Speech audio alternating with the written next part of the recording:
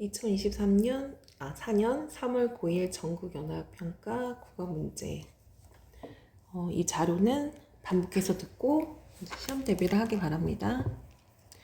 자, 가문단에서는 기원전 3세기 전 3세기경 중국의 전국시대 말기는 침략과 정벌의 전쟁이 번번하게 벌어지는 혼란의 시대였다.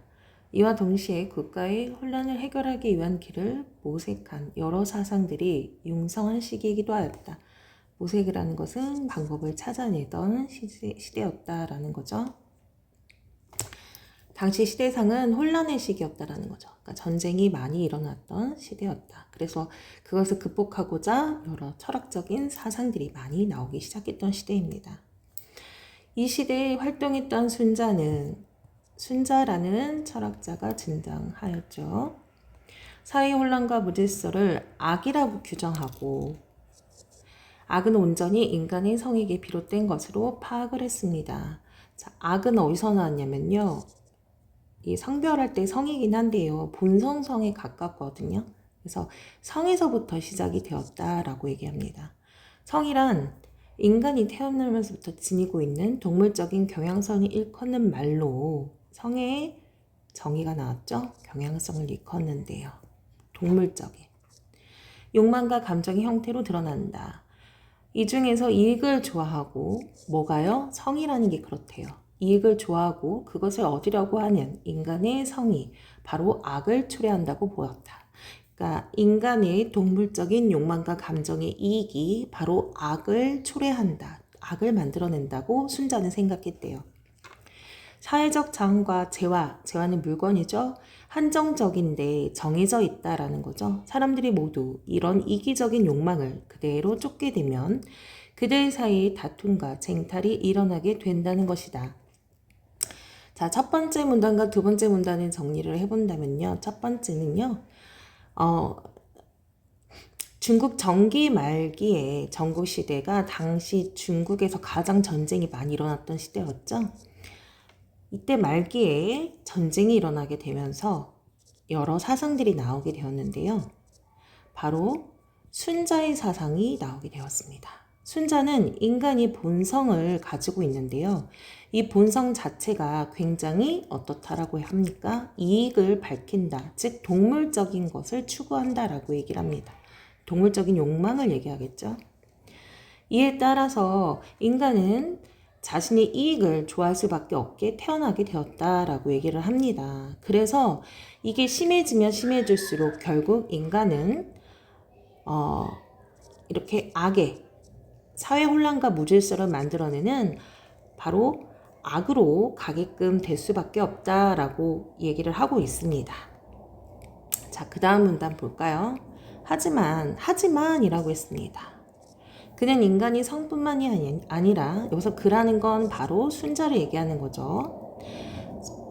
본성뿐만이 아니라 심도 타고났대요. 여기서 심은 성과 조금 다른 개념이 되겠네요.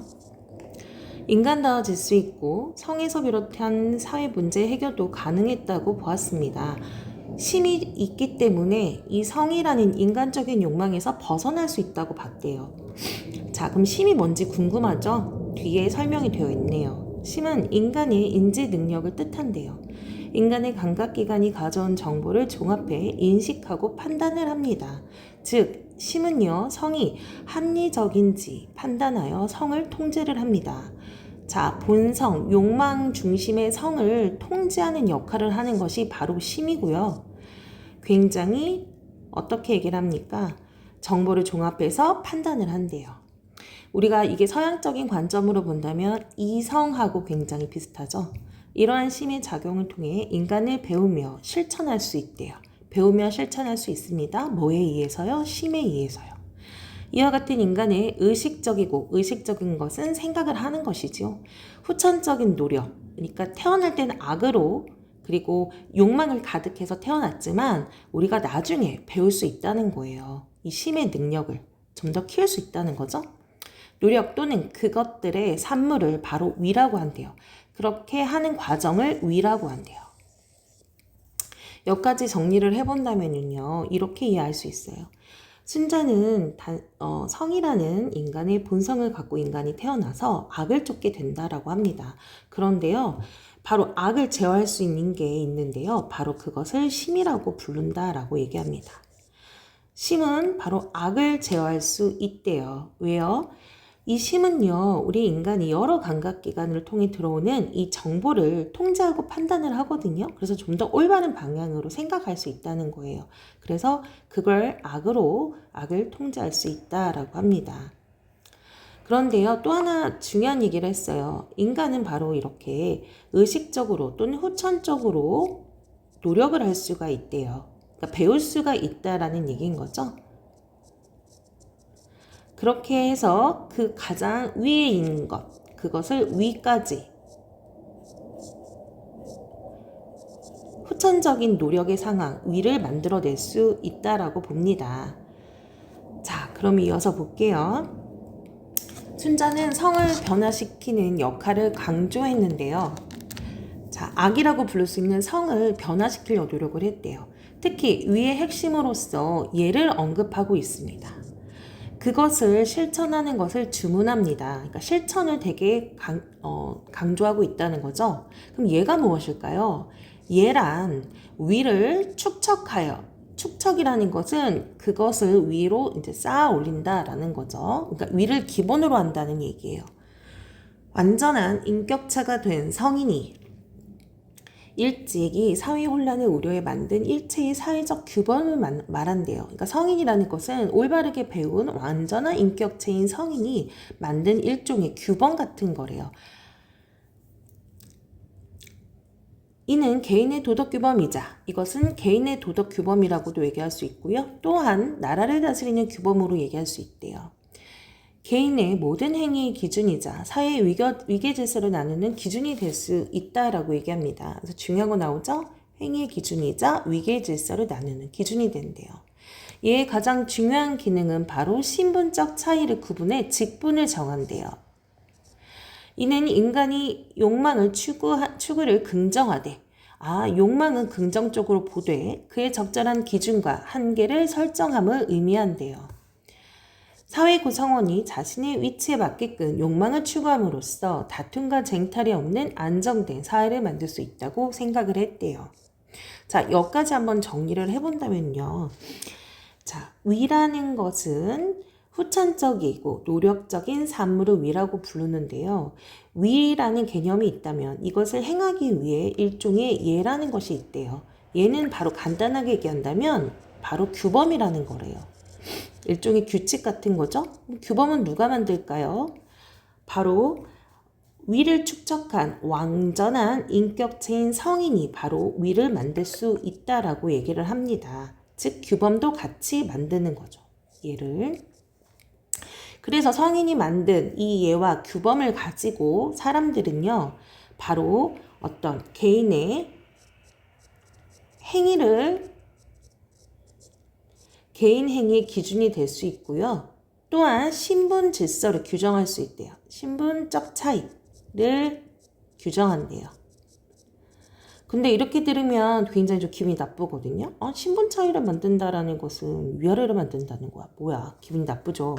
근데 이게 이제 넓은 의미로 봤을 때는 어떻게 보면 남녀의 구별이 될 수도 있고요. 또는 노인과 아이의 구별이 될 수도 있고요. 자, 생각하기 나름이겠죠? 물론 왕과 백성이 될 수도 있겠죠. 여기서 왕이라는 것은 군주를 의미한다라고 보는 거예요. 자, 이렇게 함으로써 바로 이 규범을 행함으로써 사람들 그리고 그 사회는 전쟁이 없는 안정된 사회를 만들 수 있다라고 생각을 했대요. 자, 그러면 우리 여기서 궁금해야 되지 않을까요? 자, 그것을 만드는 성인, 즉 왕, 통치자의 역할이 되게 중요하겠죠? 자, 그 얘기를 이어서 하고 있어요. 이때 순자는 군주를 예의 근본으로 규정을 했대요. 군주. 아까 앞에서 위를 축적하여 완전한 인격체의 성인이 만들어진다고 했잖아요.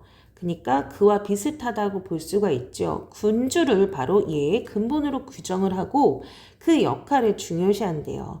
군주는 계승되어 온 예의 공통된 원칙을 반드시 지키고 당대의 요구에 맞춰 예를 다시 만들어야 된대요.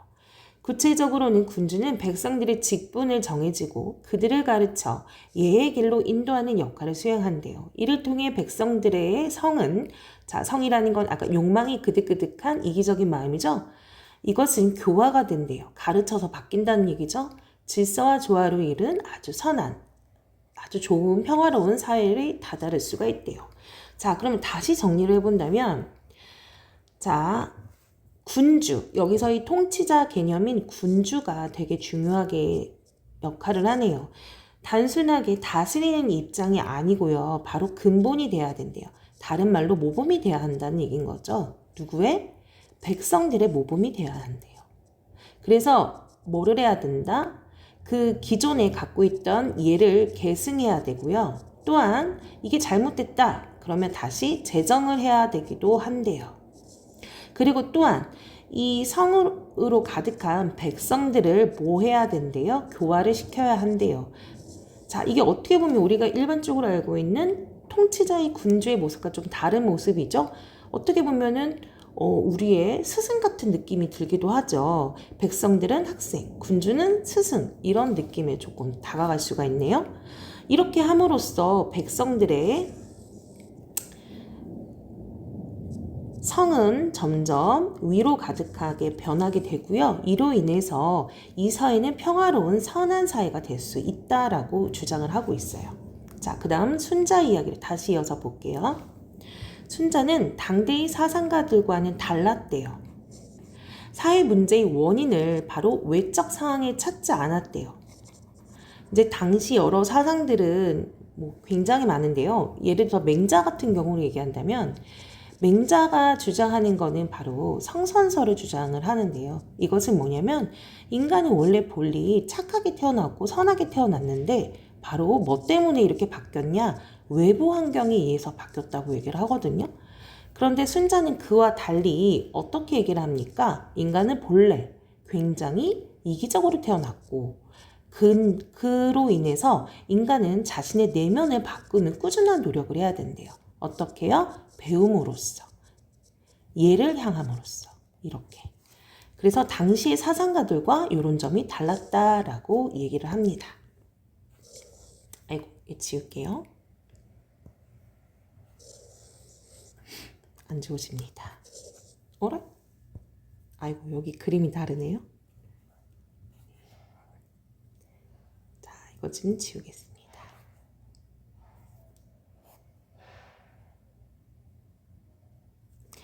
네, 이렇게 해서 마지막 부분까지 한번 빨리 읽어볼게요. 인간의 타고난 성향을 찾음으로써 인간 사회를 바라보는 새로운 관점을 제시했대요. 그러한 점에서 순자는 인간의 이것을 중요시했대요. 후천적인 노력을 바탕으로 한 인간과 사회 변화의 가능성을 믿은 사상가라고 부를 수가 있다라고 얘기를 합니다.